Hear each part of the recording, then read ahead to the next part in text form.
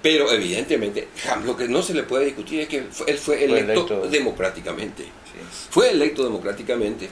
Y vamos a ver si en las próximas elecciones continúa con ese mismo tren. O sea, la CCA también apoya el ingreso en ese sentido. Nosotros, claro que sí, claro que apoyamos, porque lo que se juega va más allá de algunas cuestiones que algunos sectores están diciendo, lo están descalificando. Chávez puede tener los defectos que tenga, como varios presidentes de nuestro continente lo tienen, pero de que él fue electo democráticamente, eso no se puede dudar. Repito, quien trató de bajarlo con un golpe de Estado, y lo consiguió durante 2 días, fue precisamente la oposición. La derecha en Venezuela fue la que trató de bajarlo. Entre ellos, algunos sindicalistas destacados, que estaban en la derecha y después continuaron en la derecha, fueron los que trataron de bajarlo vía un golpe de Estado. Y ahí estaban metidos algunos sindicalistas, estados metidos algunos empresarios, Fedecámaras, y por supuesto otros sectores. Esos fueron los que, y algunos medios de comunicación también estuvieron metidos en ese intento de golpe, o en ese golpe que tuvo éxito por 2 días, pero que después se revirtió la situación. Eso podríamos decirlo claramente. Muy bien, amigas y amigos de Ecocultura Televisión Comunitaria, seguimos dialogando con Víctor Báez Mosqueira, secretario general de la Confederación de los Trabajadores de América Latina, Confederación Sindical de Trabajadores de la América Latina, de las Américas. Porque tenemos actividad en Canadá y en todas partes, Estados Unidos también, sí. Bien, Víctor Báez, el mundo del trabajo, se sabe que hay un organismo de las Naciones Unidas que reúne en forma tripartita, a representantes de trabajadores, de Estado y de empleadores.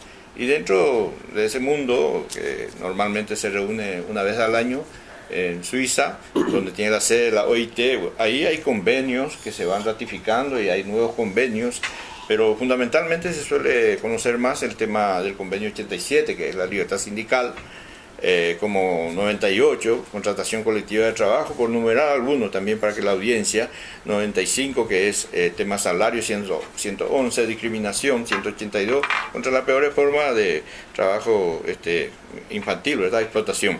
Como también el 29, trabajo forzoso, 169, las comunidades aborígenes, en fin. Muchos convenios, en este caso, Víctor, ¿cómo están observando ustedes también? Porque tanto como la Confederación Sindical de Trabajadores de la América, está también la Confederación Sindical Internacional, la CCI, y desde luego hay una acción en conjunta, ¿verdad? Yo no sé cuánto tiempo tenemos, porque el tema de la OIT da para explayarnos más. Adelante. La OIT, la Organización Internacional del Trabajo, fue creada en el año 1919, no por casualidad, 2 años después de la Revolución Rusa. Le llamó profundamente la atención a los empresarios de Occidente el tema de la Revolución Rusa, y quisieron evitar en muchos casos la extensión de esa revolución a los países del oeste, a Europa del Oeste y a los propios Estados Unidos, Canadá, etcétera, etcétera.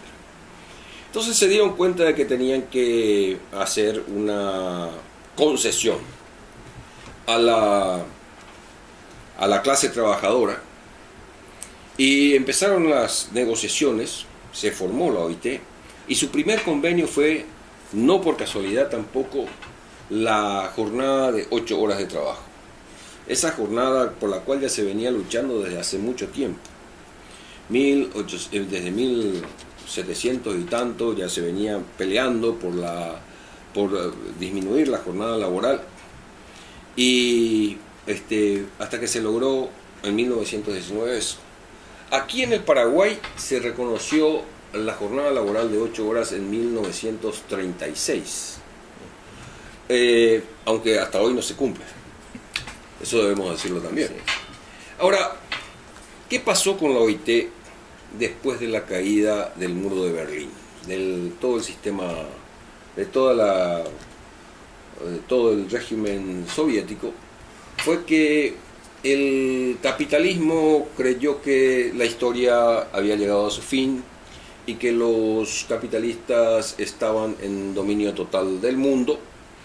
Entonces consideraron y siguen considerando que la OIT es el único reducto de toda la humanidad donde se conservan atesorados los derechos de los trabajadores. Y muchos quieren terminar con la OIT. Los empleadores, por supuesto, quieren terminar con la OIT. Muchos gobiernos conservadores, entre ellos el anterior gobierno de Bush, porque molestan, porque sencillamente ahí se habla de los derechos de los trabajadores, porque eso les cuesta más dinero, porque ellos no quieren pagar los derechos de los trabajadores, creen que los trabajadores deben ser parte del mercado, su oferta de trabajo debe darse por las reglas del mercado solamente. Es el neoliberalismo puro y duro, o sea, es la vuelta al liberalismo manchesteriano, que le decían que era el liberalismo más bárbaro de la época de Marx y Engels. Entonces, hasta ahora nosotros tenemos que esos ataques continúan. ¿Y qué es lo que quieren hacer?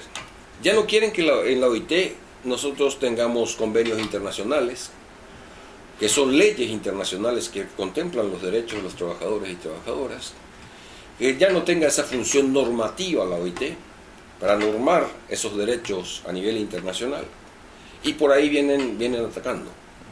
Los trabajadores y trabajadoras, yo creo que debemos también cambiar nuestra postura. La OIT, como es un organismo de las Naciones Unidas, la gente habla mucho del lenguaje diplomático. Y yo creo que nosotros como trabajadores y trabajadoras no tenemos que hablar en diplomático. Nosotros no somos diplomáticos, nosotros somos dirigentes sindicales los que vamos a la OIT. Y debemos dejar la diplomacia a un lado, como para hablar cruda y duramente de la realidad de los trabajadores y trabajadoras en el mundo y de lo que estamos sufriendo los trabajadores y trabajadoras en el mundo. Más todavía en este momento con la crisis europea y lo que están sufriendo los trabajadores y trabajadoras en Europa. Entonces, y yo creo que hay que forzarle también a mucha gente dentro de la propia OIT a que la OIT debe tomar la responsabilidad de defender sus propios convenios, como por ejemplo el convenio 87 de la OIT, que habla de la libertad de organización. Todos los trabajadores y trabajadoras tienen derecho a organizarse en sindicatos sin pedirle permiso a nadie. Y los trabajadores y trabajadoras pueden formar sus organizaciones en la forma que más les convenga. Por ejemplo, aquí se habla, y en otros países se habla de que nosotros para formar un sindicato necesitamos tener un mínimo de 20 trabajadores y formar de esa forma un sindicato de empresa. Eso está en contra totalmente de lo establecido en el convenio 87 de la OIT. Porque la OIT nos pone el número mínimo. Porque aquí los capitalistas en esta parte del continente ponen esos números como para evitar que aquellas empresas que tienen menos de 20 trabajadores puedan tener sindicatos. Es decir, ahí ya se está coartando, ahí ya se está atentando contra la libertad sindical de los trabajadores que trabajan en empresas pequeñas y medianas. Y esas son la mayoría en nuestros países. ¿Por qué es que nosotros aquí en nuestros países tenemos un nivel de sindicalización bajo? Entre otras causas debido a ese tema. Porque la gran mayoría de los trabajadores trabaja en pequeñas y medianas empresas con menos de 20 trabajadores y no pueden armar sindicatos. Así es. La otra forma en que están cortando el derecho a la organización es que impiden el derecho a formar sindicatos por rama de actividad. Es decir, no solamente un sindicato de empresa, de una empresa, vamos a decirle, comercial, sino como hay en Argentina. Todos los sindicatos de todos los trabajadores de comercio están reunidos en un sindicato solamente en toda la Argentina. Es el Sindicato de Trabajadores de Comercio, que tiene millones de afiliados. como metalúrgico, ¿Quién? textil, Los todo. metalúrgicos, ¿Es textiles, así? etcétera, etcétera. Y eso nos lleva a nosotros también a decir que nosotros debemos cambiar nuestro sistema de sindicalización en nuestros países. El sindicato por empresa no es el sindicato más efectivo, es el sindicato por rama. Y les voy a dar algunas cosas. ¿Dónde hay sindicatos por rama en nuestros países? Hay en Brasil, en Uruguay y en Argentina. En Brasil hay un 20% de trabajadores y trabajadoras que están organizados en sindicatos. Y hay un 70% casi de trabajadores y trabajadoras que están cubiertos por contrato colectivo. O sea, hay muchos más trabajadores que están cubiertos por contrato colectivo que los trabajadores sindicalizados. En Uruguay hay un 30% de trabajadores y trabajadoras organizados en sindicatos y el 89%, incluso las empleadas domésticas, están cubiertos por contrato colectivo.